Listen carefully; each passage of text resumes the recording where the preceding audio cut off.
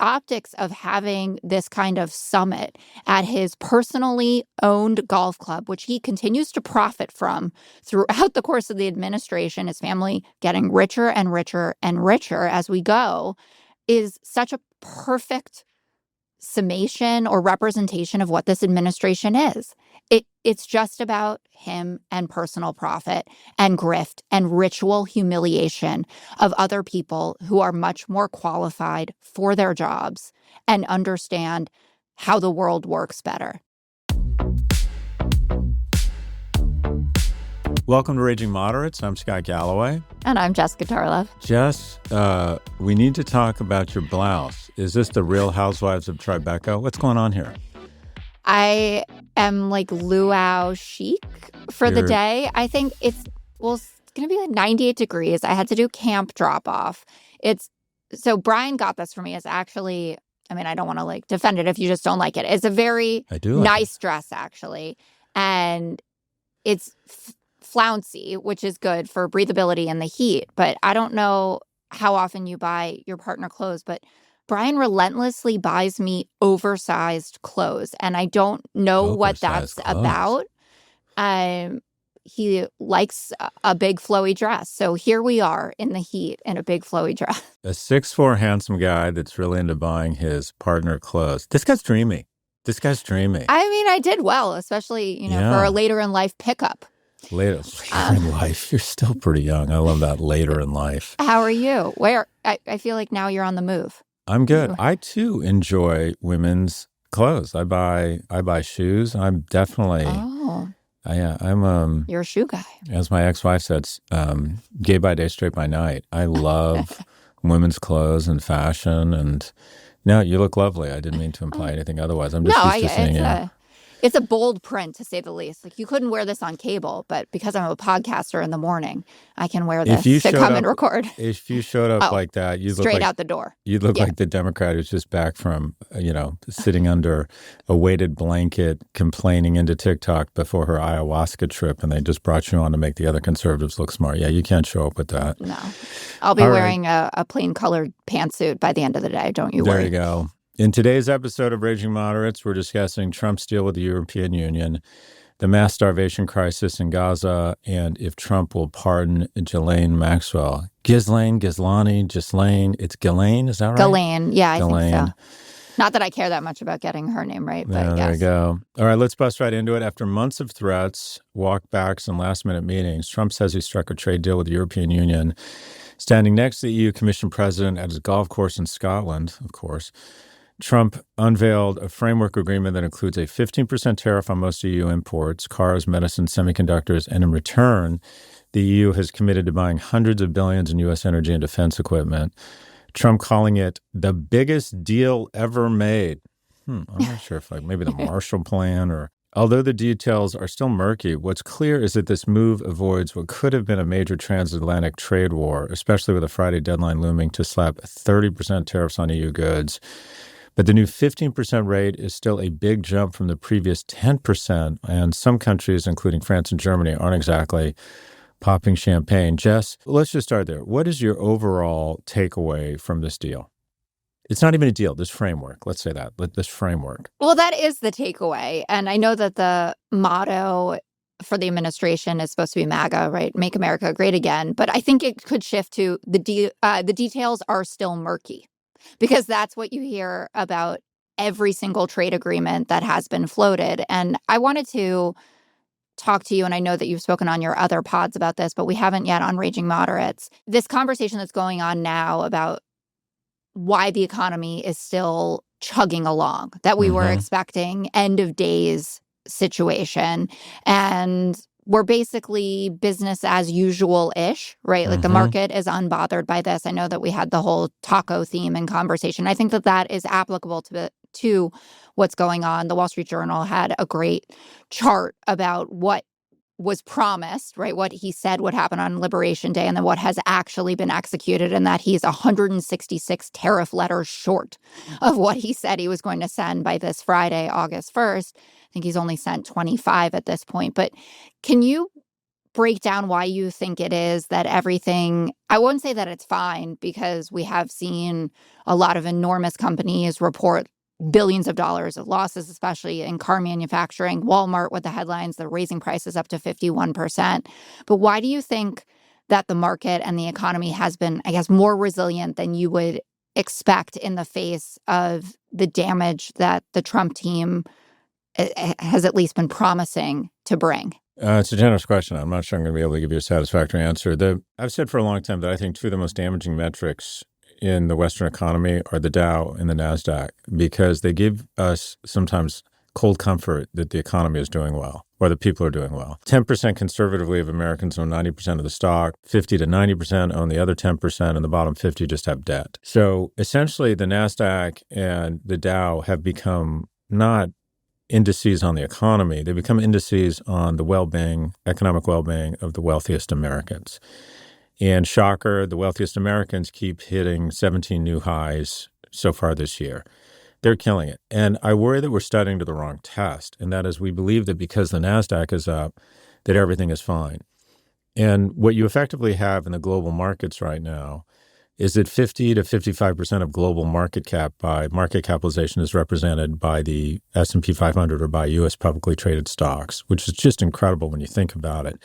And then if you add in debt, the way you value a company is you say, what is the equity value, the market capitalization, which is the price of the share times the number of outstanding shares. So if a company has 1 million outstanding shares and it's trading at $100 a share, okay, it's got an equity value of 100 million. But if it's got debt of $30 million on some plans, property, office space, then technically you're saying the enterprise value is the market cap plus the debt, 130 million. Because the market's saying even though it owes 30 million, it's worth 100 million more. So we're saying this company is worth 130 million. If you add in debt of American companies, the total enterprise value of U.S. companies represents 70% of the enterprise value of every company in the world.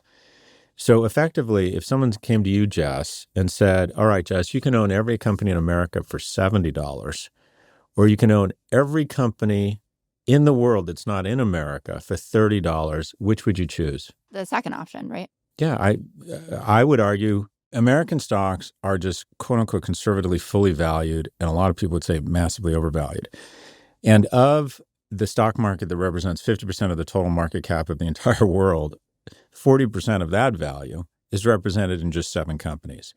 And of those 7 companies, they are basically being driven by the promise and unbelievable performance so far and the understandable excitement around AI. So AI is not subject to tariffs. AI just churns on. Trump just announced basically that his new quote-unquote AI regulation is no regulation and says that AI can crawl this podcast or your books or your TV shows or recreate a Rihanna song. And there's not a lot of recourse from the artists. It's basically a giant transfer of value, as I read it, from New York and LA and the creative community to his buddies in Silicon Valley. So the economy grinds on. And the analogy I would use is that when I got off of Twitter, what struck me was, one, I didn't miss it, and two, how small a world it is, that it's a small number of very vocal people in the chattering class. I didn't miss any economic opportunities. I didn't miss out on any information. All that happened was my mental health got a lot healthier.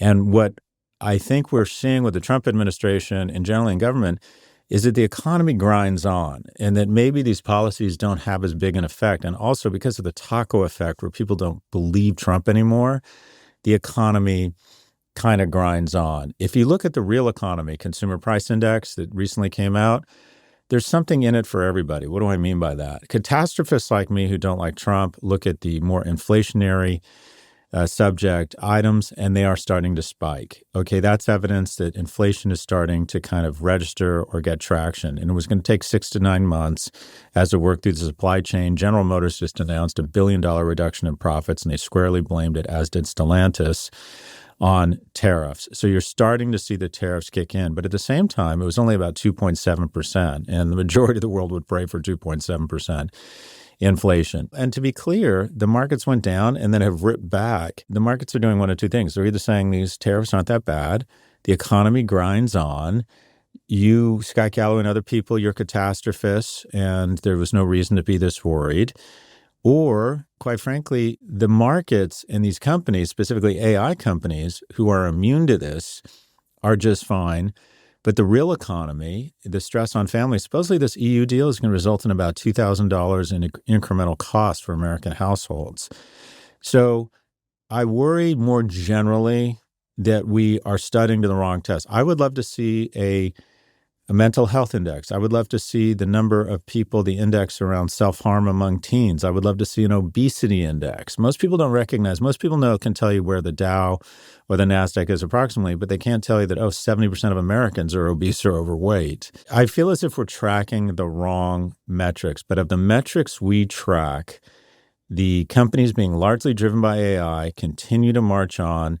And the underlying economy is showing signs of strain from the tariffs, but it really hasn't shown up yet. There's nowhere near the catastrophe that people like me were predicting. What we were talking about on Liberation Day and for the month afterwards may not come to fruition, and that a lot of people may have had an unnecessary meltdown, but that, we don't know what this will look like in 2 to 3 months. And there are a lot of very smart people who are the heads of these companies, the other great businessmen and businesswomen who are saying that they can't even do their Q2, Q3, Q4 predictions because we live in perpetual chaos. And that is not the job of the commander-in-chief. It's one thing to say, I want someone to come in and shake up the status quo. It's another thing to say, I want someone to come in and make it impossible for me to run my business effectively. And we're not even talking about the impact of the immigration policy on running these businesses effectively, which is absolutely massive. But you're seeing this break between what the average person, the everyday Americans are feeling and what the talking heads are saying, whether they're catastrophizing or saying he's God's gift, which is what it looked like on CNBC yesterday. I think Jim Cramer even cursed on air. He was so excited about this EU deal. But the American public has been beating a consistent drum about tariffs, saying there are attacks on Americans, that they disapprove of how Trump is handling it. 60% disapproval. You were right, the Yale Budget Lab are the ones that saying this is going to be about $2,000 extra dollars per household. And Donald Trump really showed his hand with this idea now. Did you see that he's floating rebate checks? Like, he realizes that he needs a good PR stunt, like the COVID checks, right? Where he put his signature on something and sent it to them. Mm-hmm. So they're talking about $600 rebate checks. Josh Hawley, our favorite flip-flopper, wants to get in on it because he knows that that's the only way he'll be able to run as an economic populist if he undoes the damage that his votes do all the time by rewarding you with something. And there's just no way that Donald Trump would be talking about a rebate check unless he was doing something to screw over the American public. It's just impossible. And so when I get that $20 billion in revenues floated to me, and I heard it yesterday on the 5, so, well, what's up with the rebate checks then? Why is there a direct correlation between us, quote unquote, doing well and us having to say to the American public, oh, don't worry, we're going to figure this out for you? And because it's early stages, $600 would feel like a lot to people. When you get up to $2,000 and then factoring in also the premium hikes that you're going to have from your health insurance deductibles going up, and then, after the 2026 midterms that you're just going to lose your health care generally, they're going to owe people a lot more than that. One thing that I was thinking about with the EU deal, and the French and the Germans in particular have come out absolutely fuming, right, at the European Commission for accepting this, is that we now live in a world where what's good for us has to be bad for the people that we do business with. Cruelty is the point, right? Yeah. There's no bigger or more apt truism about this administration, because you hear Donald Trump out there saying this is, the biggest deal and this is the best deal that could have ever been imagined. By the way, the deal that we had, which was, 1%, that seems a lot better than 15%, which is what we're going to be paying. But there's something about stomping on the economic graves of people who have been great allies with us, who have been great trade partners with us, that feels so short-sighted and low and crass. And I just can't get used to it. The scene of him sitting with Ursula von Leyen, and just barking at her about how good it's going to be. And you can see the abject terror in her eyes because she knows that she has to make an economic deal, but also she has to protect NATO, which is being really under-discussed in this, because he showed up at the NATO summit. He got a 5% pledge, from a lot of these countries. And the Europeans are having to do a very delicate dance to make sure that he doesn't pull out of NATO completely because he's pissed about whatever happens in his manufactured trade war. Yeah, a lot. You touched on a lot of important points. So, with respect to Ursula, I think it was less terror than it was disgust and disbelief that the greatest nation in the world decided that this village idiot should represent us. I mean, there's a few things here. One, your zero sum game analogy is a fundamental flaw in his approach to business, and it was like to try and turn this to a learning. Up until about the age of 40 or 45, I thought that business and capitalism was about I get the better end of every deal, that I negotiate everything, and if I can hire someone who's really good and pay them $150,000 and their market value is $200,000, I'm winning. And the moment I'm paying them above market, I'm losing, and I need to have a conversation with them. And every time I talk to a vendor, every time I try to buy a car, everything, trying to negotiate the best deal possible, hoping that the person on the other end is almost a little bit pissed off and disappointed because I got the better of them, that it was a win-lose. And what you realize is that the amazing thing about capitalism is it's a construct. And Pat Connolly, one of my mentors, who was the CMO of Williams-Sonoma, one of my first engagements was to do Williams-Sonoma's internet strategy back in the 90s. And we wanted to charge them, I think, $250,000. And I called Pat and said, look, you're an amazing client. I need mastheads. I'm a 27-year-old running a strategy firm. We'll do this for $100,000. He's like, no, we're going to pay you $250,000 because we want our partners to do well. And that struck me, that this was a great company that had said, okay, our partners need to make money too. We want good partners. We want them to thrive. And that slowly but surely started changing my mindset. And the ultimate pivot in geopolitics that recognized the opportunity for win-win as opposed to zero-sum game is we said we can't have Versailles again. We can't put the defeated armies in a box and bankrupt them because we're so fucking angry. And we took Germany, which had obviously unleashed horror on all of Europe. We took Japan, who quite frankly doesn't get the credit it deserves for butchering and brutalizing Asia and Southeast Asia through World War II. And we said, here's an idea. Let's flip the script. Let's massively invest. Let's borrow from American households and let's rebuild them. And what do you know? Germany and Japan are now just such extraordinary allies, not only because they like us, but because, let's be honest, folks, Germany and Japan have outstanding cultures. You can level their countries, and within 20 or 30 years, they are back in an economic powerhouse. Whereas the majority of the countries in the world can't get out of their own fucking way. This country can literally be decimated, either of these cultures, and they build back to be economic powerhouses. And now they are outstanding allies. That is the definition of kind of capitalism, or the whole is greater than the sum of its parts. And Warren Buffett just said something really dramatic. He said, when kids, if you believe that your economic policies start extracting so much value from other nations that those kids starve, to believe that our kids won't at some point be a threat from other starving kids. Look at the most unstable, violent nations in the world that are thinking about terrorist cells and how to bring down our buildings and kill our soldiers overseas. They have a disproportionate number of people who just aren't doing very well.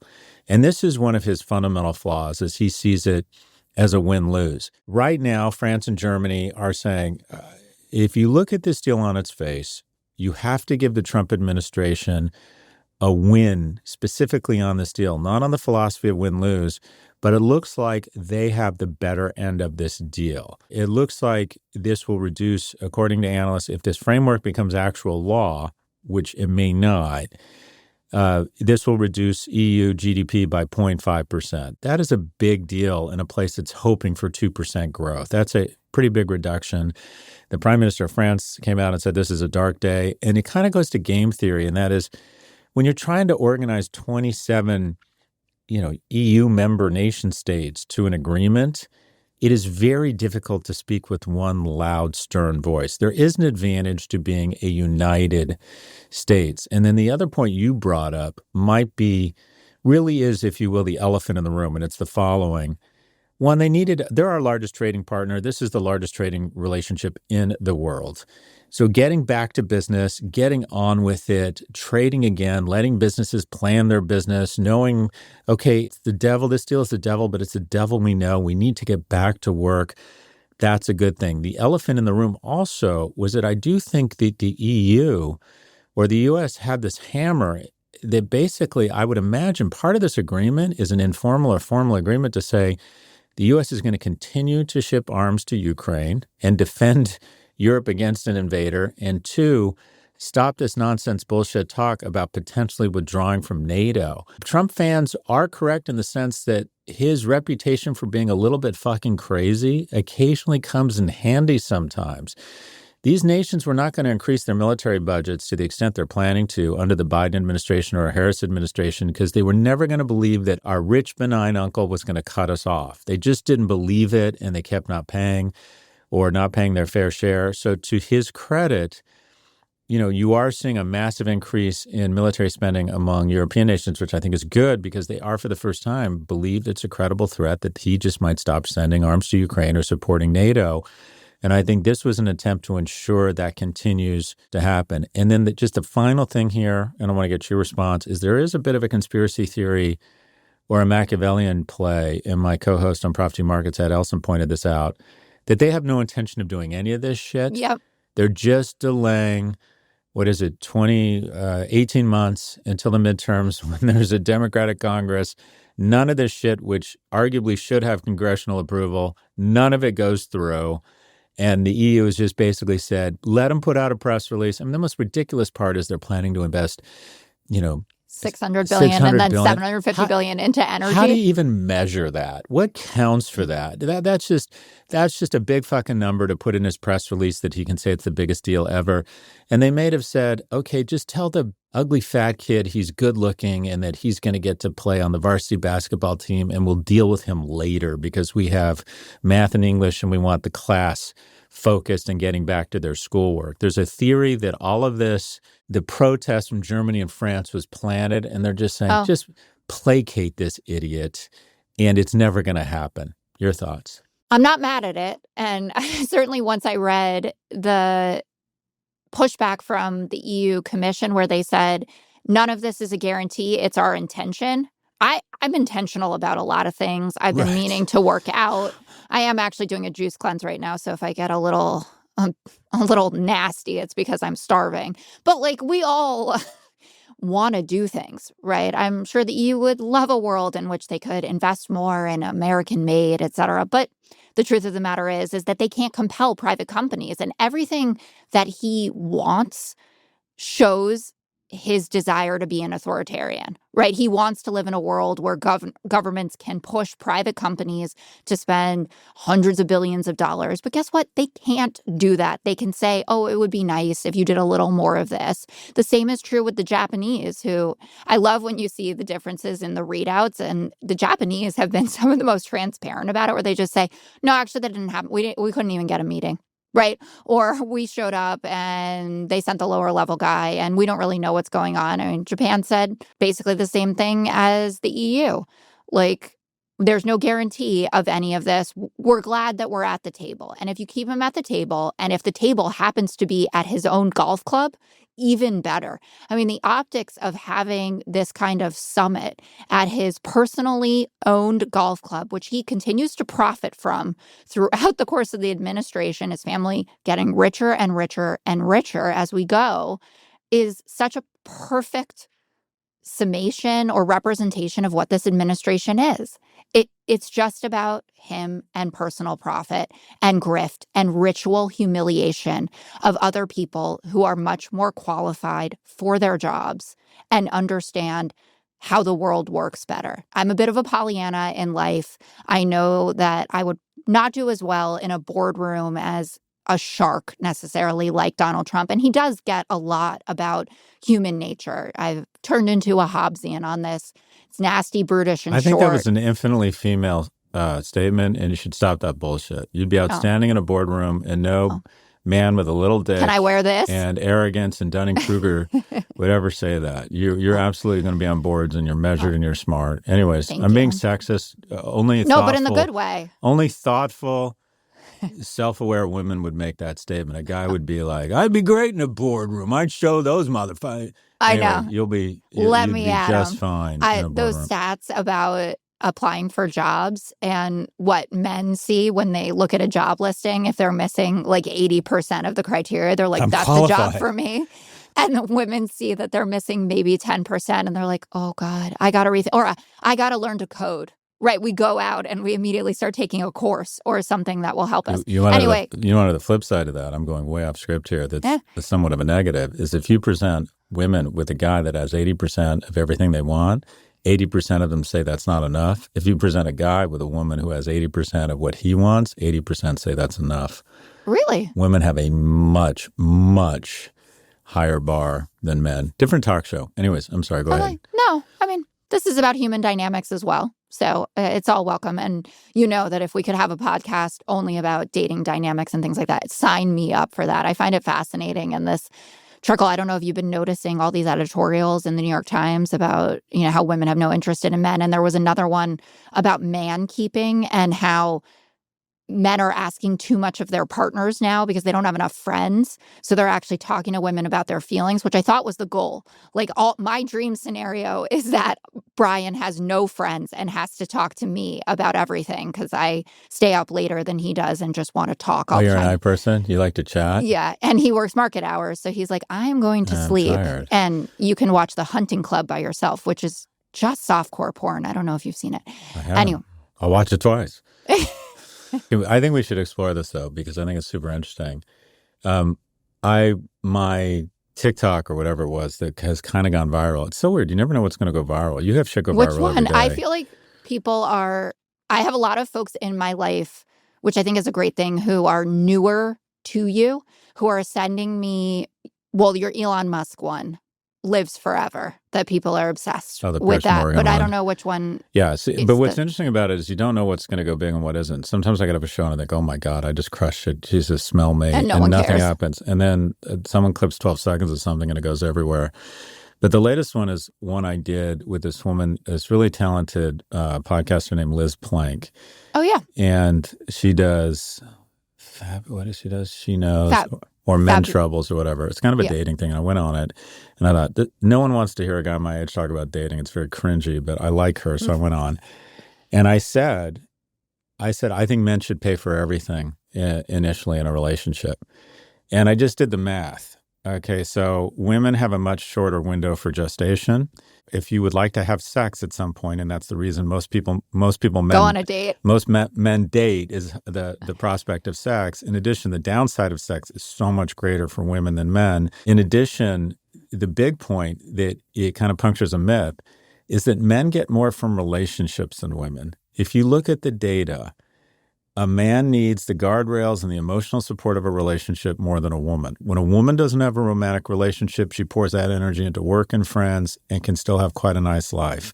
When a man doesn't have a relationship, doesn't cohabitate, or isn't married by the time he's 30, there's a 1 in 3 chance he's going to be a substance abuser. He pours that additional energy into things like video games and porn and nationalism and blaming immigrants and blaming women. He just goes to a very dark place. Widowers, less happy than when they were married. Widows are happier after their husband dies.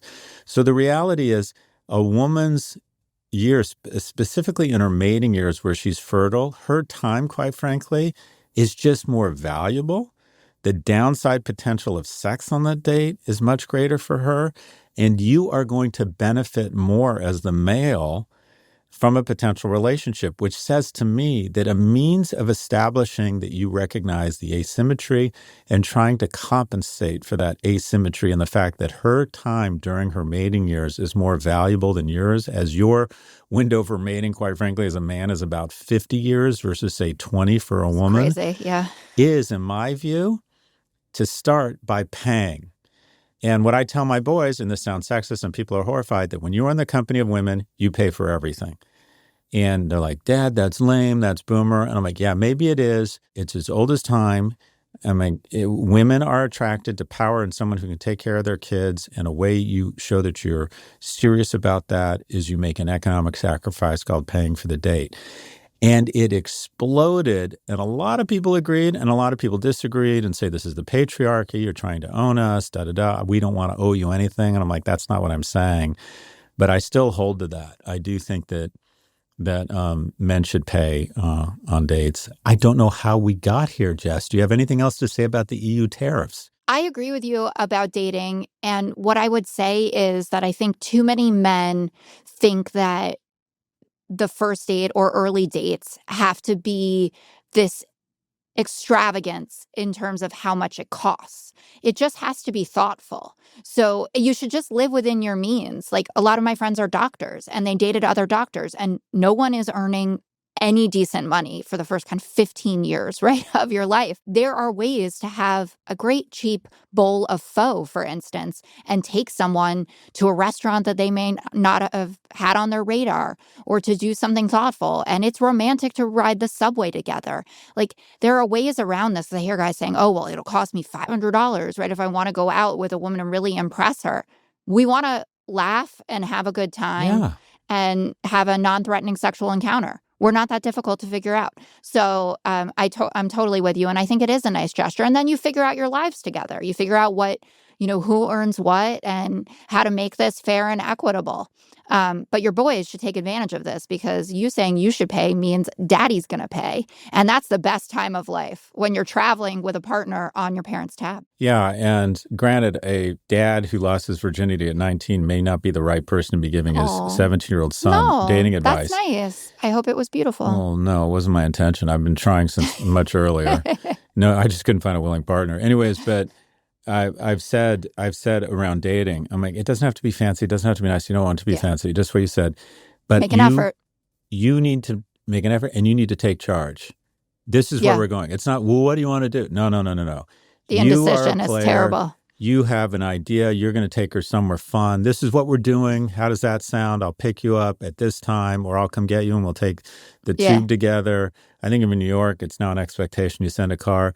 But you're the dude. No. You take charge. You're in charge here. All the date needs to know is that she's going to have a great time, that you're polite, you're considerate, she can feel safe around you, but you take charge. The worst thing, I think, in my opinion, well, what do you want to do? Well, fuck you. You're the dude. Figure it out. How are you going to take charge of our life and And you protect have our the children? rest of your life together to say every night, what do you want to eat? Yeah. That's all we do, right? That's right. That's David right. is here. What are we going to Let's watch on talk. Netflix? We need a show. What are we going to watch? Oh, you're Anyways. asleep already? No big deal. There we go. All right, Jess. Let's take a quick break. Stay with us.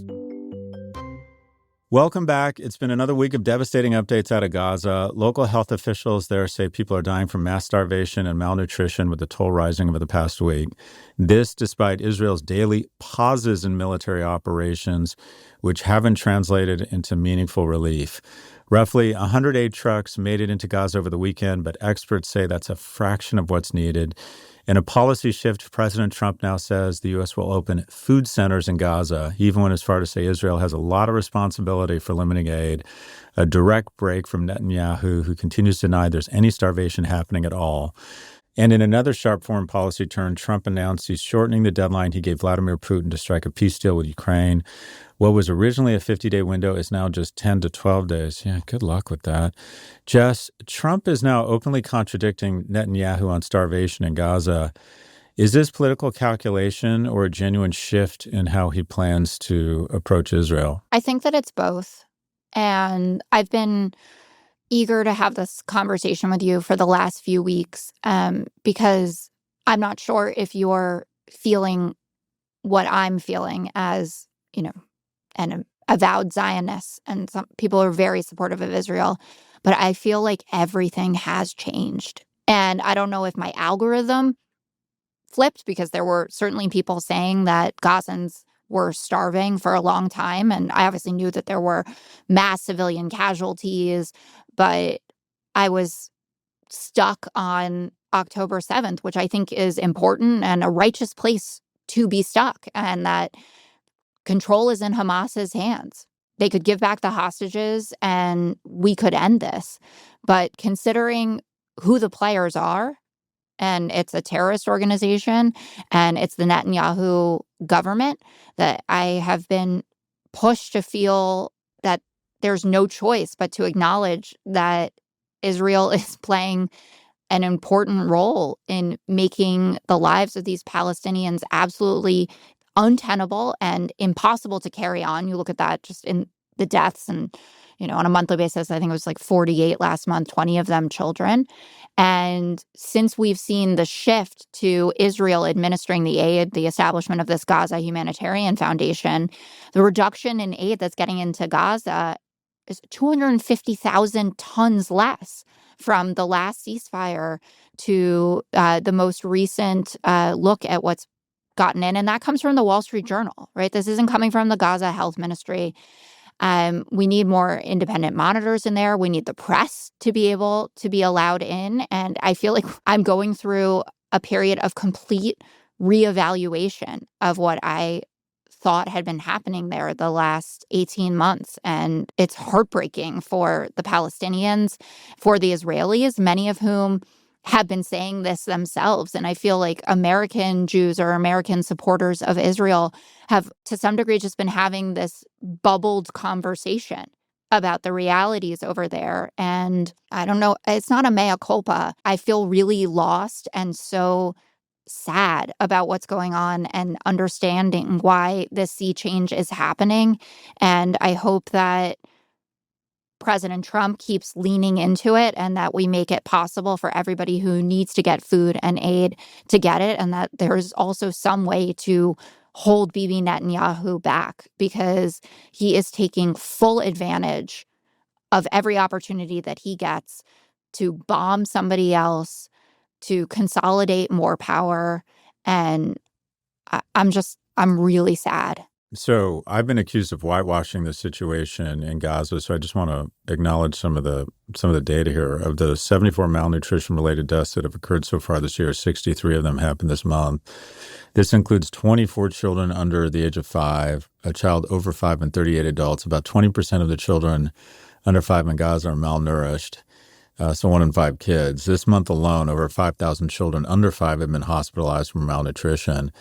They also report that since May 27th, more than 1,060 people have been killed and 7,200 injured while trying to access food. On Sunday, Netanyahu directly contradicted these reports. He said that there is no policy of starvation in Gaza and there's no starvation in Gaza, which doesn't seem to foot to the data. 100 aid trucks made it into Gaza this weekend after mounting pressure. However, the UN estimates that 128 trucks per day are required to cover basic needs. It's been 190 days since Trump was inaugurated. On the campaign trail, he repeatedly stated that he'd end the war on his first day in office. Obviously, that's not going to happen, or about the same time the Ukraine war is going to end or inflation is going to come down. So when October the 7th happened, I was very comfortable and felt like I had decent moral clarity going on a lot of talk shows. And as someone who's seen, I think, as a moderate and someone who's an atheist and doesn't have a huge amount of connection to Israel or Judaism other than my mother was Jewish, and I feel as if I benefited a lot from Jewish culture, I was called on a lot to go on these shows. And I felt very comfortable stating that, look, if you come in and butcher a nation with a superior military infrastructure and take the equivalent, on a population-adjusted basis, the population of the University of Texas, you butcher them the way they butchered them, and then you take the freshman class of SMU hostage and hide them under tunnels, the response that we would have levied on that nation would have been as or more severe. And I felt very comfortable stating that war is hell, and they have invited a severe and warranted response. The problem for the diaspora now, and that is Jews overseas, including in America, and I'll lump myself into this group, is this is becoming increasingly difficult to justify or defend. And that is, I get the argument, well, okay, Hamas lays down their weapons and releases the hostages and it's over. But the reality is they're not going to, or they don't appear that they're going to. Israel now appears to be engaged in a wag the dog situation where you have an individual, a prime minister, who is effectively running to stay out of prison. If he loses the election, he may very well likely go to prison. And he realizes the only way he can rally people around him is to rally them around the flag and be in a constant war footing. And also we need to distinguish the military operation against Iran and Hezbollah and what is going on in Gaza. I think there's different levels of legitimacy and justification for each of those things. What is happening now in Gaza is just near impossible for us to defend. And I have been an ardent defender of Israel. The bottom line is it just feels as if it's gone too far. And obviously I lay the majority of this at the feet of Hamas, who tried to inspire a multi-front war against Jews and Israel, who are committed to the extermination of the Jewish people and invited a terrible response. But I also do lay some of it now at the feet of Trump. We are the only nation that can pull and bully and pressure Israel and Gulf states into what, in my opinion, should be happening right now, and that is a pan-Arab and American security force that takes control of Gaza and opens supply routes for aid and begins to talk about a thoughtful plan for reconstruction and at least locks it down and stops the starvation. Woulda, shoulda, coulda, but I feel if Biden were still in office or Harris were in office, I think we would be closer to that. I hope that Trump is sincere about his concern around Gaza and that he has a plan in place. But I think a multinational peacekeeping force in there ensuring people are getting aid and beginning the process of reconstruction, whether that involves a two-state solution, I don't know. But at a minimum, stops the starvation. It's time, and there needs to be leadership. France is fed up. They've decided to recognize Palestine as a state. Yeah. And what people don't realize is there's hard power and soft power. And one of the stupid things about USAID cutting it off is that hard power is very expensive and rarely used. Soft power is actually a better ROI. Soft power, whether you think it's brand or philanthropy or foreign aid, the soft power and the perception of Israel around the world right now, it's a story of two brands. In one sense, they see what's happening in Gaza, and Israel has gone in my lifetime from being the good guys to the bad guys. That's just the reality. That is going to cost them in terms of aid, how people feel about them, et cetera. Their military strength and their unbelievable precise military operations, whether it's taking out Iran's air defenses or the Pager operation, which took years to plan against Hezbollah, there's just no doubt about it. I think the states in the Gulf just look at Israel and go, okay, love them or hate them, these guys come to play. Yeah. So, but what's happening in Gaza, I think it has become near impossible for Jews. I'm going to call myself, I'm not sure I've earned the right to call myself a Jew, a Zionist, to defend Israel. It's just gone too far. Any thoughts? The military precision of, Project Grim Reaper, the Iranian strikes, that is to some degree a champagne story, right? That's people who are sitting around and have the time to talk about it. When they see starving children, that's a regular person problem. Yeah. Or it's a regular person's story that they can understand in clearer terms. And you look so out of touch when you do talk about those kinds of operations, which I think left the world a safer place. And I think it's important. And, you need to talk about the alliances in the region and what is the potential for a second round of the Abraham Accords, which I think were an incredible achievement of the first administration. But you show someone the back of a kid, the one from the New York Times story, and that's all that they see, and that's all that matters. Because we know if you don't have food, you can't function. And shame on anyone who's saying, well, that kid had genetic abnormalities on top of it. He also has no food. And there's no denying the fact that these people have no food. And Ross Douthat, who I always like, even though our politics aren't the same, wrote an op-ed over the weekend, How Israel's War Became Unjust. And this line really stuck out to me. One can have a righteous cause. One's foe can be wicked and brutal and primarily responsible for the conflict's toll. And still, under any coherent theory of just war, there is an obligation to refrain from certain tactics if they create too much collateral damage, to mitigate certain predictable forms of civilian suffering, and to have a strategy that makes the war's outcome worth the cost. And that doesn't exist anymore. There is no strategy, and they have been admitting as much for up to a year, right? There are Israeli generals who have spoken out to say this is not winnable. And that's the problem with an intractable war, which has been going on, for thousands of years, right? That region, I hate to say it, no one is really going to figure it out. So you have to just get to a best case scenario.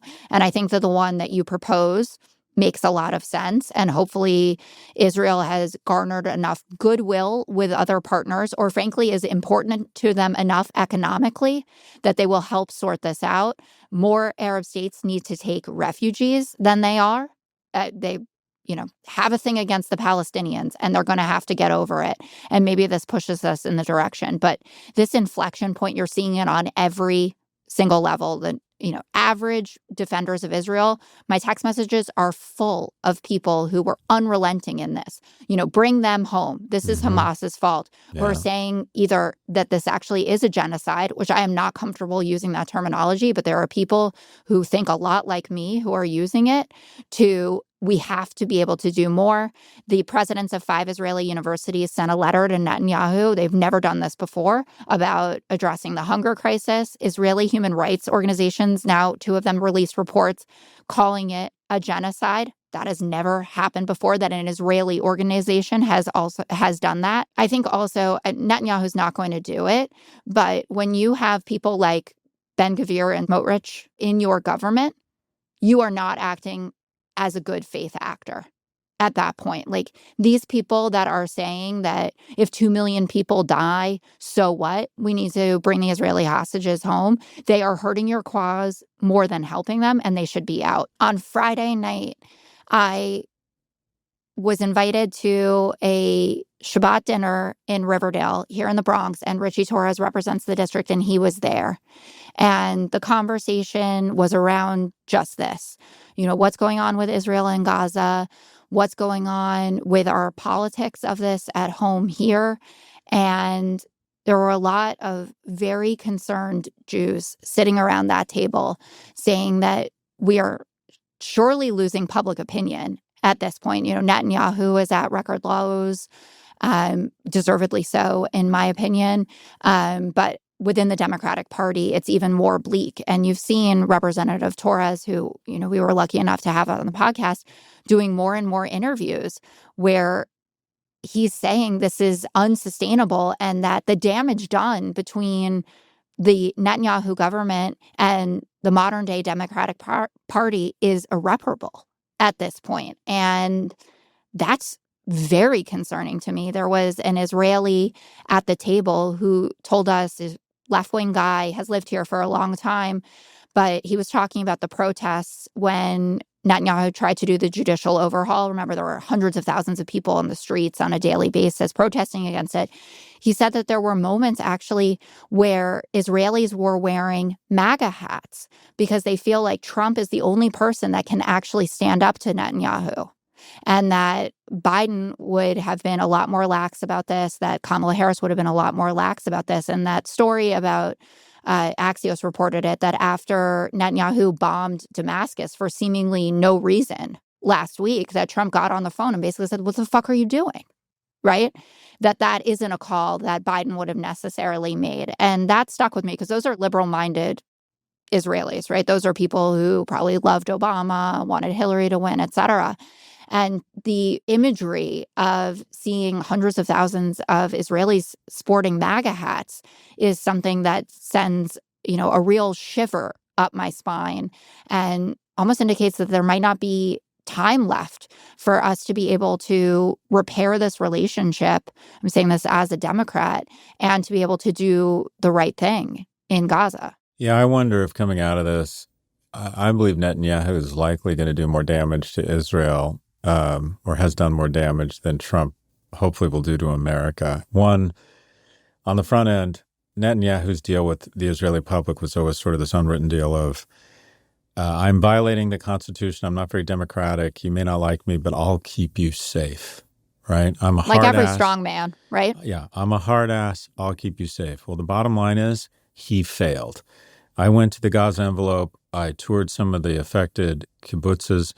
And the first thing you look out over this field and across the field is Gaza, is you think, how the fuck did they let this happen? Why were there not helicopter gunships here within about 8 minutes? The day before the Israeli listening service that tracks communications registered that there were 1,500 Hamas fighters were changing their SIM cards.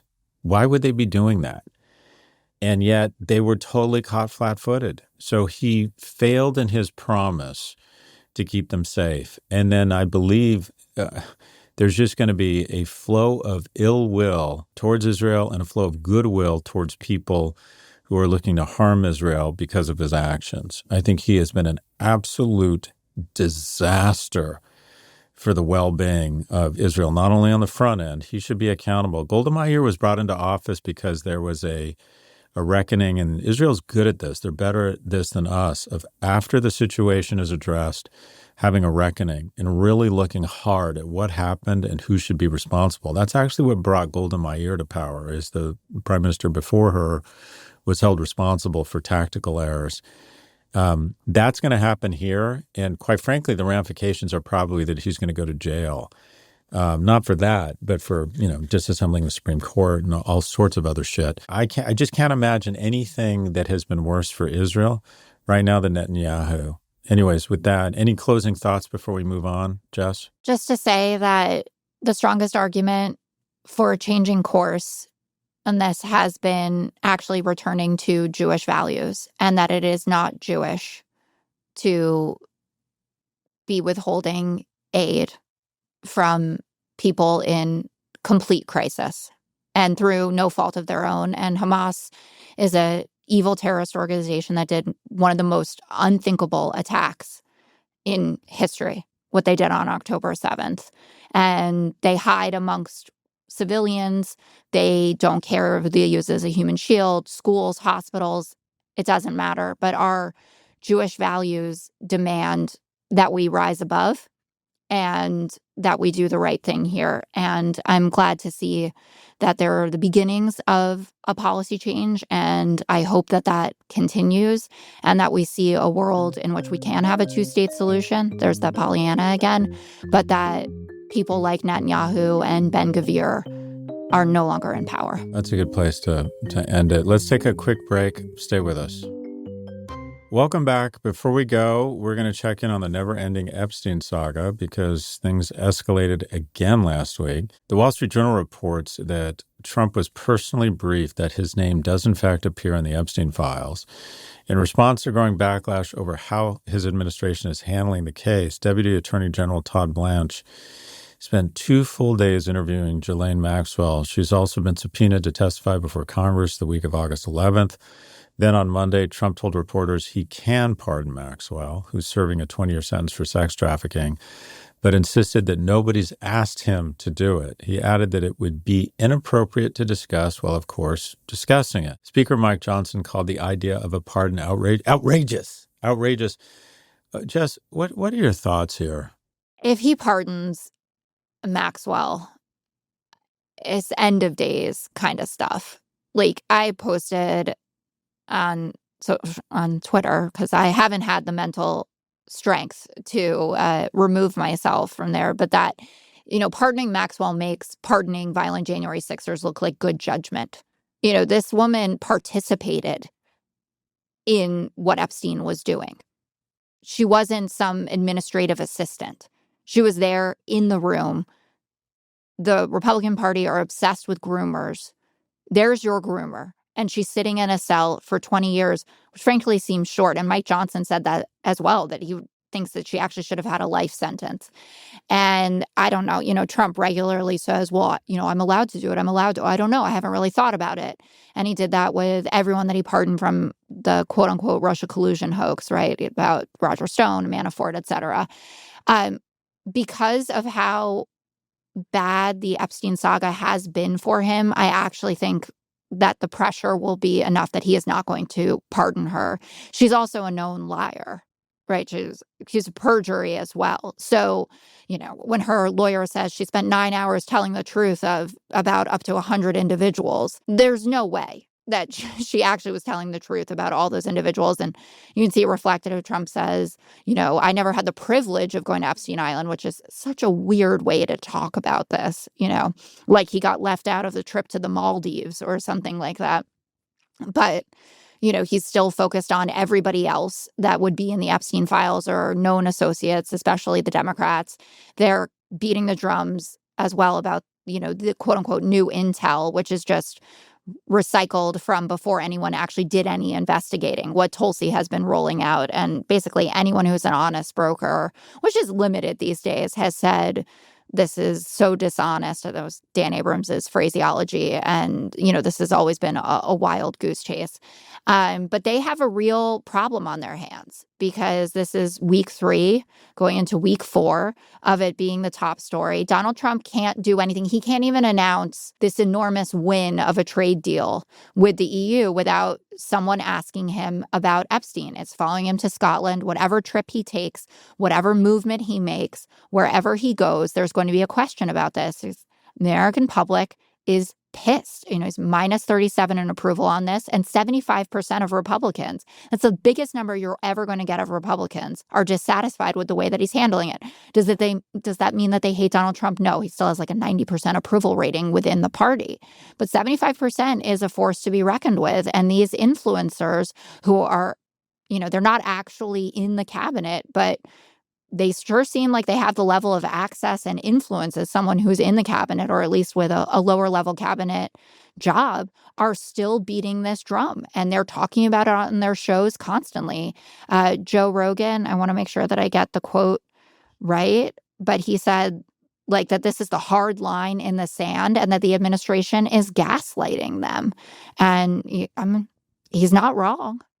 Yeah, I mean, it's just sort of, okay, first off, they just decided to go interview Ghislane Maxwell. Right. She'd been sitting there available for a while. Though there was no reason to get information from her before. Basically, it has been communicated indirectly. They don't even need to communicate to her.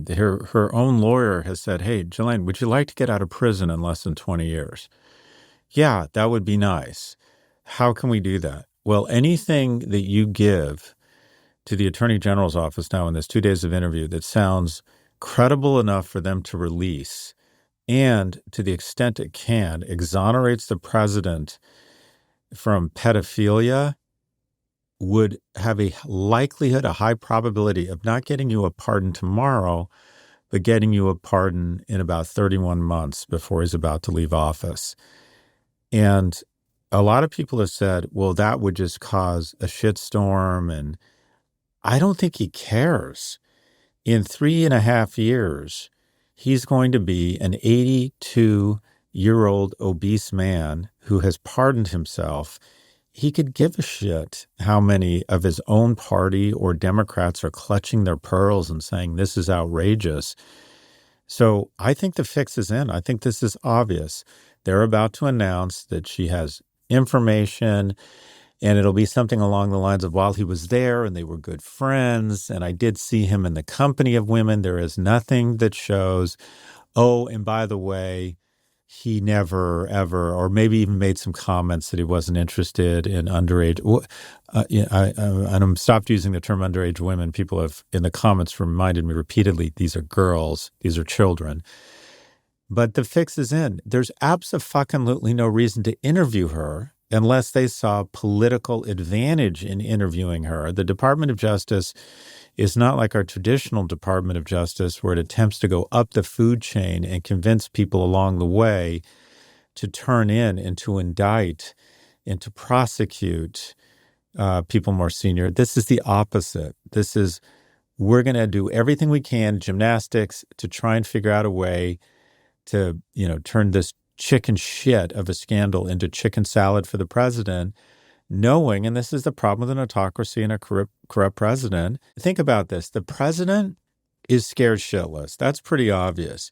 He wishes Ghislane Maxwell well. He said that about her. He didn't say, I wish the victims well. He didn't say, I hope the trauma that they have experienced, that they find closure in this prison sentence. The only person he has wished well in all of this is Ghislane Maxwell. Because why? He's fucking terrified of what she might say.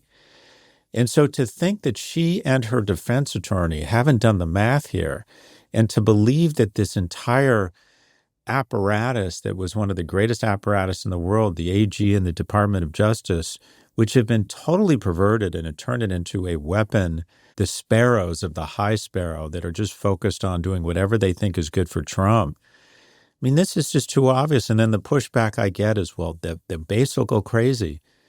He's going to do here what I would do, and maybe it won't work, is what he did around his taxes. Of course I plan to release my taxes. Of course.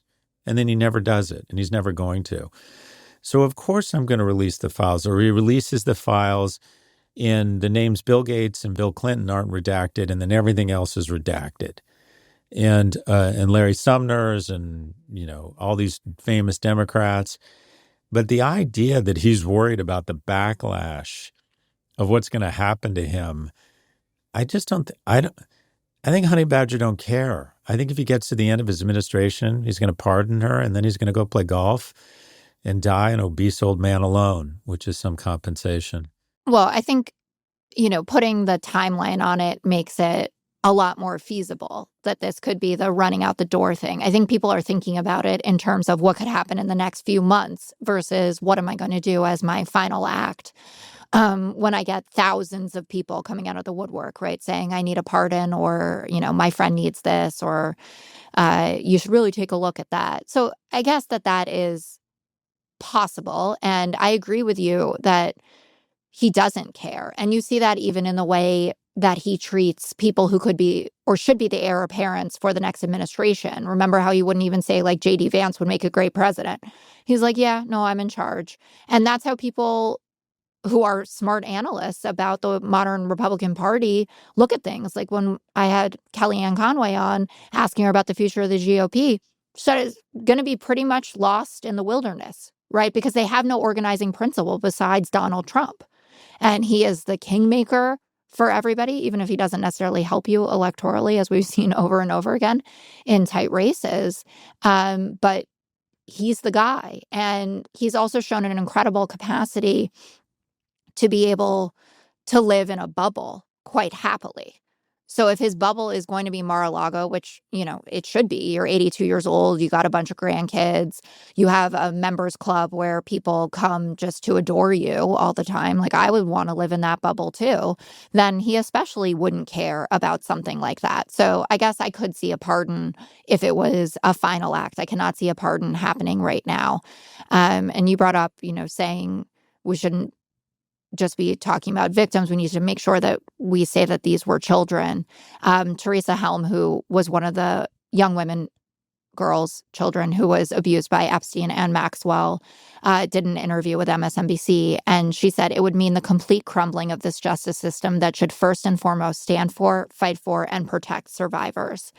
And children. Yeah. This crime is different than every other crime that we have talked about in reference to these guys, to, Donald Trump. This is not a white collar situation. This is child abuse. And I am in no way saying that he participated in that. I have absolutely no idea. But we know Jeffrey Epstein did. And we know that Ghislane Maxwell did. Can you imagine anyone sounding more guilty than this guy right now? He has no crisis comms 100%. Person or ability. He's not used to being held accountable. That's the thing, because even with January 6th, getting impeached, et cetera, the Supreme Court came and bailed him out anyway. And then the electorate came and bailed him out and put him back in office. And he will not suffer the consequences of any of the actions that he's taken. And so I think that this is genuinely shocking to him to have run up against something that seems to matter in a substantive and enduring way to his base. And he's floundering. He doesn't know what to do. And suddenly words matter. They have never mattered before. When he was with Jonathan Swan and he made the comment about, I wish her well, about Ghislane Maxwell, I don't think he really thought about it. I don't think he genuinely wishes her well. He's just never been held accountable for a single thing that he's said. Muslim bans, bad hombres, everybody moves on. It becomes baked into the Donald Trump cake, and we just continue to eat it over and over again, maybe until now. But even that, the words do matter, because he's not a guy who gives people the benefit of the doubt. And an ordinary president, the ordinary Donald Trump, with something like this would have said, oh, she horrible woman, hope she rots in prison. Yeah, ugly too. Instead, he's, I wish her well. Logically, the only reason he would say that is to try and curry favor with her so she doesn't narc on him. I mean, or because they were genuinely friends. Or they liked each other. To your point, the guy has such incredible instincts for the media. And it's as if his comms people, he said to him, I want to come off as guilty as possible. What do I say? What is my body language? Because if he had just said, in my view, this is insane, these pedophiles, all these Democrats, Bill Clinton. I think I saw the ghost of Jimmy Carter down there. I mean, if he just like went fucking crazy, right? Yeah. And angry, and we're going to release this thing. And then we need to make sure, we need to vet it, and then released it in 6 months, and it was all redacted. It would have been bad. Oh, but people would have taken it. Nope. Yeah. His base would have taken it, maybe thrown, like left a couple names in there, like, oh, Bill Clinton's on a flight, let's leave it there and go there, or whatever. Instead, he's like, oh, I don't think we should move on. And look at like the first time ever that he's been thoughtful. Yeah, it's about just anything. Measured. All of a sudden, he's gotten very measured. And it's just like, Jesus, this guy looks absolutely so guilty. More importantly, is this the last show of the summer that I'm on? Sad. I mean, I'm happy for you. Well, I like you, and I have fun during the podcast. And I'm excited that you're taking all of August off and recharge your proverbial batteries, but it will be raging moderates lonely without you. So, folks, and this is a story of blessings and privilege. I've decided from this point forward in my life, and I've done this the last couple of years, I take August off. I close the office the last 2 weeks of August because people who work for me should work harder than me. Although what's very exciting, Jess, I told them the other day that if we continue to do this well, I might get to buy my second Ferrari, and they were very excited about that. Yeah, I heard there's a party that they're throwing. They invited me. Oh, did they? As an employee, no. I don't think I'm going. I don't like to go to company gatherings. Anyways, yeah, I do send my credit card, though, which they appreciate. That's all that matters. Scot-free August. I take all of August off. And the reason I bring this up is that we have some very exciting co-hosts. Can you talk about any of them? One of them is literally my hero. If someone, the other day on Piers Morgan, they said, who are your heroes? And I mentioned this person.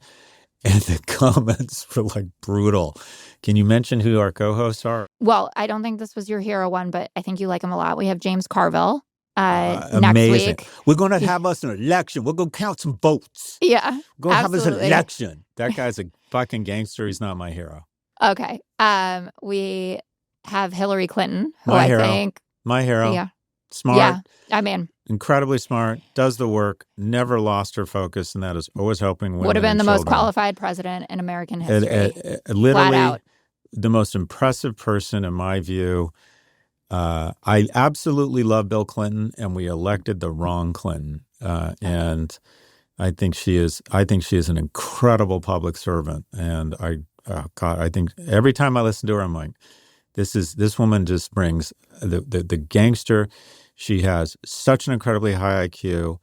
She has such incredible empathy, and she knows how to get shit done. I'm an enormous fan. She's Secretary Clinton. So efficient in everything that she does.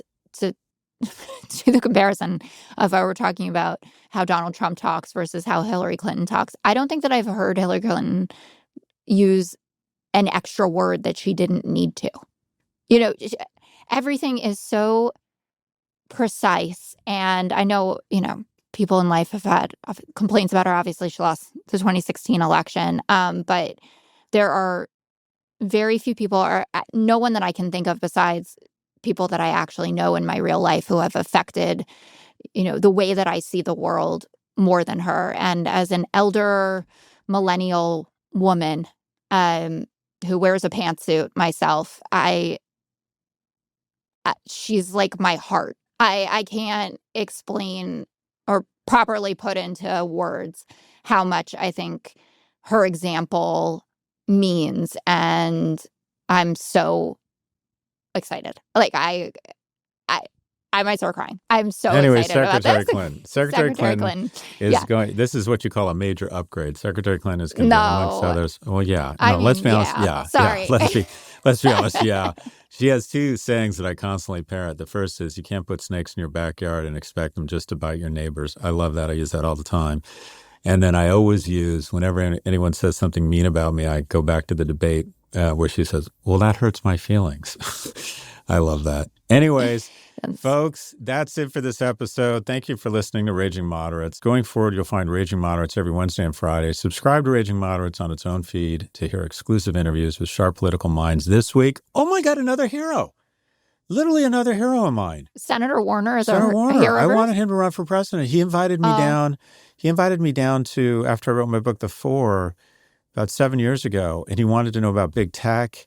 The guy's, Oh, great. first off, he should be president. He's big and he's handsome. That's the primary consideration to be president. Definitely. He knows so much about tech. The guy's a baller, made a shit ton of money, went into public service, is so smart, understands technology. I was just so intimidated, impressed. And we were walking around and he kept getting stopped by press and he would grab me and say, this is more important, and then pull me into some weird room and kept asking me questions about tech. Just a fantastic public servant, a great leader, represents Virginia really well. Love that. I wish he was running for president. Why on earth is he? I guess he doesn't. Maybe he will. You never know. I asked him actually, and he said he's not interested. He wouldn't want to put his family through it. Great gets. We're a hit on the Hill. There you go. We're a hit on the Hill. Dozens and dozens of fans on the Hill. Make sure to follow us wherever you get your podcasts so you don't miss an episode. Just have a fantastic August. I'm going to text you. I don't know if you're going to reply. I will read them all. You better thumbs up those texts. I will read them all. Have a wonderful time. I'll see you Labor Day. Thanks, everybody.